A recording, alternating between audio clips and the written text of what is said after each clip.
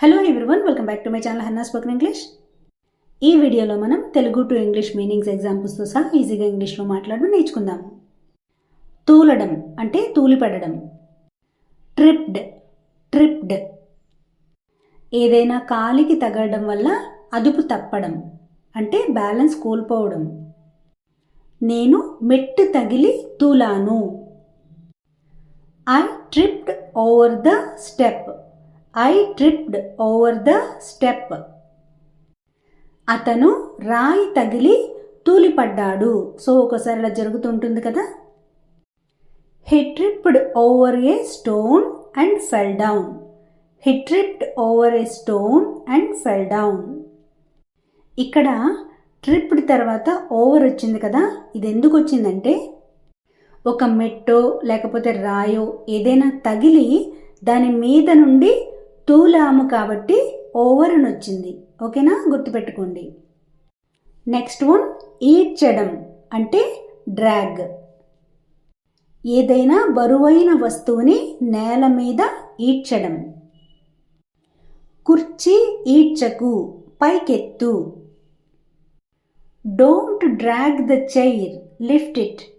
Don't drag the chair, lift it. అతను school బ్యాగ్ని ఈడ్చుకుంటూ వచ్చాడు. He came dragging the school bag. He came dragging the school bag. ఇప్పుడు మీ question, bag ఎందుకు అలా ఈడ్చుతున్నావు? సో దీని ఇంగ్లీష్లో ఎలా చెప్పాలో కమెంట్ సెక్షన్లో తెలియచేయండి. నెక్స్ట్ వన్, బొంగమూతి పెట్టడం. సో దీన్ని ఇంగ్లీష్లో పౌట్ అంటారు. POUT, pout. ఏదో ఒక సినిమాలో సమంత నేను బొంగమూతి పెట్టాను అంటుంది కదా, అదే ఇది. నేను వద్దనగానే ఆమె బొంగమూతి పెట్టింది. She pouted after I said no. She pouted after I said no. ఆమె బొంగమూతి పెట్టుకుని అక్కడ కూర్చుంది. She sat there pouting. She sat there pouting. నా వీడియో కనుక మీకు నచ్చినట్లయితే తప్పకుండా లైక్ చేసి సబ్స్క్రైబ్ చేసుకుని మీ సపోర్ట్ని తెలియచేయండి. చూడండి, ఇక్కడ ఒక చిన్న విషయం చూద్దాం. ఇక్కడ బొంగమూతి పెట్టడం అనగానే చాలామంది సల్క్ అని అనుకుంటారు, కానీ చూడండి రెండింటికి తేడా చూద్దాం. పౌట్ అంటే పెదవి ముందుకు పెట్టి కోపం లేదా క్యూట్గా ఉండడం. ఇది ఫేస్ ఎక్స్ప్రెషన్ గురించి. అదే సల్క్ అయితే అలగడం లేదా మూగగా కోపంగా ఉండడం. అంటే ఇది ఎక్స్ప్రెషన్ మాత్రమే కాదు, మొత్తం బిహేవియర్. సో పౌట్ అంటే ఫేస్ ఎక్స్ప్రెషన్, సల్క్ అంటే బిహేవియర్. గుర్తుపెట్టుకోండి, ఎటువంటి కన్ఫ్యూజన్ లేదు.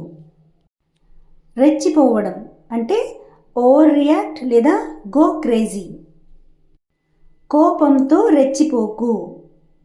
Don't go crazy in anger. Don't go crazy in anger.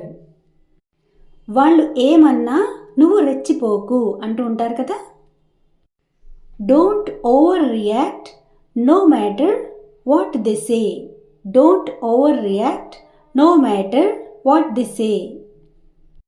లేదా ఇలా కూడా అంటుంటారు కదా, వాళ్ళని చూసి అతను రెచ్చిపోయాడు.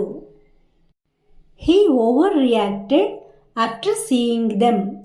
He overreacted after seeing them.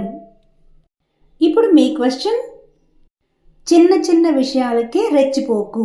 So దీని ఇంగ్లీష్లో ఎలా చెప్పాలో కమెంట్ సెక్షన్లో తెలియచేయండి. నెక్స్ట్ వన్, గొడవ అంటే ఫైట్. ఇక్కడ గొడవ పెట్టకు. Don't start a fight here. Don't start a fight here. నువ్వు అనవసరంగా గొడవ పెడుతున్నావు. You are fighting unnecessarily. You are fighting unnecessarily. Last one, మోసుకెళ్ళు లేదా తీసుకెళ్ళు అంటే క్యారీ. కొంచెం ఈ బ్యాగ్ లోపలికి తీసుకెళ్ళు.